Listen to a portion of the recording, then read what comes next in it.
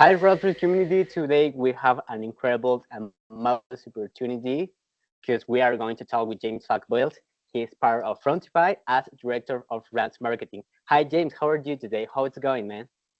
Good morning. Very, very well. Thank you. Thanks for having me here. Thanks for your time. And thank you for sharing your time. And well, today we are talking about predictions for this 2025 because we consider that it's very important for everyone here. And well, about that you are saying, your predictions highlight that concert strategy about traditional indie bands. How do you see this difference evolving in this 2025? And what key factors will drive their success in such distant ways? That's a really good question. Thanks, Ari. I mean, I think, heritage brands generally, I think they've just got a wealth of stories to tell, and some are ready-made. Some may need a bit more digging around, kind of find the right brand codes that you're looking to sort of highlight or bring to the fore. And some can be told as they are. And then I think more recently, it's been interesting to see people that juxtapose the heritage in some way with some sort of modern twist. It could be a technology or some sort of new social context that gets put to it. So I can kind of talk through a couple of examples of that if it's interesting. But I think it's where you balance those two ends of things that gets fascinating for me. Yeah, totally agree. And what do you think about technology? About this 2024 was about all about AI. What do you think that it could be present for this 2025? Yeah, I think a great brand to reference here is Burberry. I did a bit of a chapter working for them in the sort of mid 2000s, and that was very much about sort of digging into the legacy, the heritage, the trench, everything about the brand, and trying to tell those stories. And more recently, they've done a really interesting campaign using basically archived heritage photography. One in particular is from Lord Lichfield from the 1980s, and they've basically taken that but reinvented it with AI to bring new movements, new feel, new flavor, sound and effect, basically. So it's again that kind of digging into the past but celebrating the future inside the same content. So that's a really interesting example for me, at least. Yeah, it's to have a big mix and a balance with these different tools or things that you want to get right. Absolutely, yeah. Finding a new twist to something, telling that story in some sort of unique way, basically. So yeah, I think I think we'll see a little bit more of that, especially from that more established heritage brands. Totally, James. And furthermore, you have mentioned the growing role of international champions behind both big campaigns. What advice will you give to brand leaders looking to foster a train fail mentally within their teams, especially in high pressure environments? Yeah, I mean it's a really good point. I think this one, and what I always feel about when I see that new piece of work come out, maybe it's a brand refresh, maybe it's a new campaign. I think you can name a bunch of them recently that've gone out.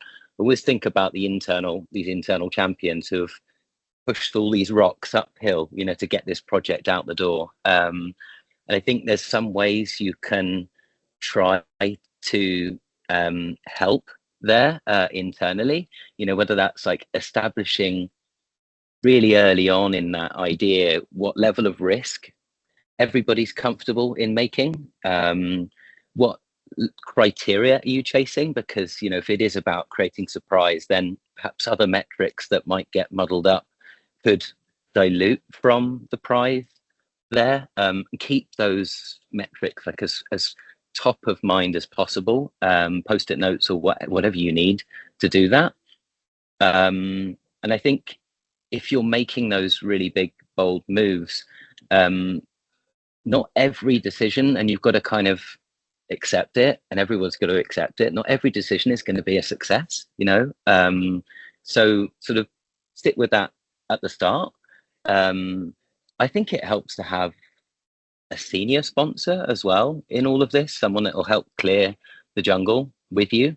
almost like the champion of the brand champions, if that makes sense.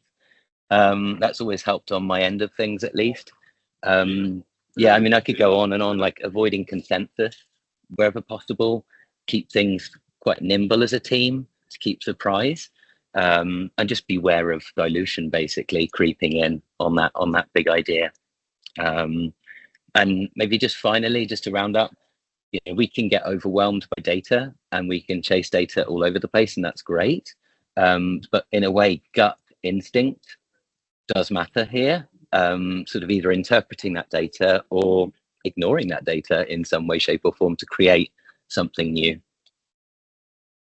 Yeah, I totally agree. And and you talk about the CMOs, the important role of CMOs, and we know that it's increasingly becoming a balance between the something that you are talking about, taking risks, and know about all the capability of their teams. And what lesson can you do the CMOs for campaigns like Jaguar? We know that they don't incredible rebranding, and how can they better manage expansion from the stakeholders?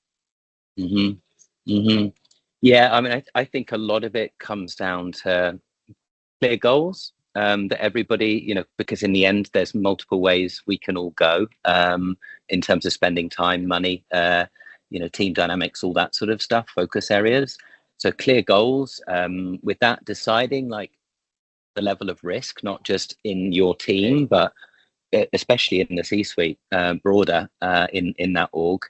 And I don't know, I mean, maybe a metaphor for me I would use is to imagine almost like the casino table, and you've got 10 chips to place on the table. Okay. And you might be placing, I don't know, 6 safe bets, but 4 are a little bit more wild card or lucky dip. They're just a bit more out there, edge case thinking, and sort of dividing team thinking around that sort of methodology, whether it's 60-40 or some brands go even further, some go less, but establish that sort of risk spectrum, I guess, and where you place your bets there. They have to know who to use their cars. Yeah, exactly. Yeah, and it's not predictable, is it? The future. So it's sort of, Yeah, you have to sometimes take that gamble on something a little bit out of the box. they have to know everything about. They have to know about the risks that they're going to take, or about the capability of their team. They have to know how their teams works, right? How can do it, if he can did it, Yeah, and that yeah, kind of and things, right? so true, Ari. And I think there's almost some bets will pay off really soon, and some bets are much more about long-term, say, brand building or positioning or changing mindsets and hearts and minds. So it's sort of balancing out those ends of your bets, basically. Totally. How they have to know how to come over that challenges. Absolutely, that. Yeah, totally. Well, with the nostalgia, what do you think? Do you say that the nostalgia being a powerful tool for Mm-hmm. heritage brands? How can Mm-hmm. they avoid over release on the past while staying relevant and innovate in a fast changing market? In this changing marketing in this 2025.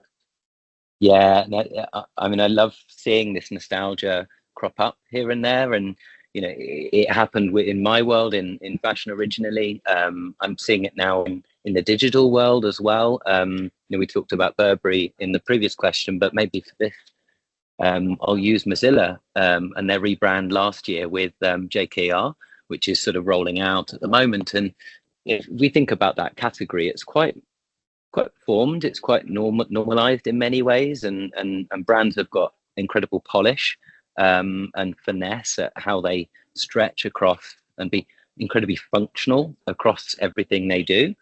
Mozilla took an interesting approach, in my opinion, with their rebrand. And you're looking at the typography, for example, it's not incredibly refined. It's about surprise and being a bit more earthy, grounded. And I think there as well, illustratively, playing with the colors they did, playing with that approach to 2-bit, 3-bit illustrative styles. For me, a lot of it almost underpins this notion of maybe that category's got a challenge at the moment of trust. Perhaps that's one piece of it. They're big firms that have a big say. And Mozilla, I think, have really carefully placed themselves in a new territory that takes you to a sort of warmer, almost like childlike, like you remember that place, which makes you just feel at home with that brand, in my opinion. So I think that was a very, very smart move for Mozilla, alongside JKR2. Do you consider that the nostalgia is an important part for the brands for a good strategy? I think not all, but yes, I think it's definitely working. Even more up and coming brands, Okay. brands that have just been launched. Click, CLIIK, recently launched as almost a competitor to Tupperware, where they've come in as a brand new, startup, pretty much, is incredibly nostalgic, in my opinion. The way they've approached photography, identity, visual language, and verbal language too. So I don't think it's just for the more heritage brands, and it's a tool that you can. Doesn't suit every situation, I'm sure, but it's certainly been useful in both those two cases. Totally fine. Totally agree with you. And well, for ending this incredible conversation, as the marketing industry moves further into 2025, what emerging trends or shifts do you believe will most significantly impact brands and campaign strategy, particularly for maintaining consumers' engagement? What do you think that it's that key that the brands can use? Yeah, this is an interesting one, because I think on one end of the spectrum, we're gonna all in the brand world be dealing with how quickly we can scale our brands efficiently, effectively throughout the ecosystem, and that's going to be the norm. But in another way, I think there's this new space for brands to fill this void, where perhaps we've got information overload in our lives as daily, consumers of everything. There's perhaps polarization existing, throughout the planet. Perhaps trust gap going on, and I believe that there are places for brands to fill that void and be there for people, to almost put the people, the society, the purpose, in a way, up there alongside their commercial goals. And if I can name and call out one brand I feel has done that more recently and really stands by it, it's Tony's Chocolonely, in terms of how they stand out in their own category, with their sort of societal stance. So I think there's room for more brands to do that, and I think we'll see a little bit more of that throughout 2025. That's going to be an incredible year for these advices, these incredible trends or predictions that could be happening, something that it's really happening now. And we are very happy here in Roastbrief to be part of this. And thank you so much for your time, James. Thank you so much for My pleasure. sharing with us all these incredible insights and this information with us. Thanks so much. You're brilliant. Thanks ever so much, Ari. Thank you for your time.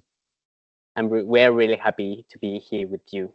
Thank you so much. Likewise. No, thank you so much. Yeah, take care.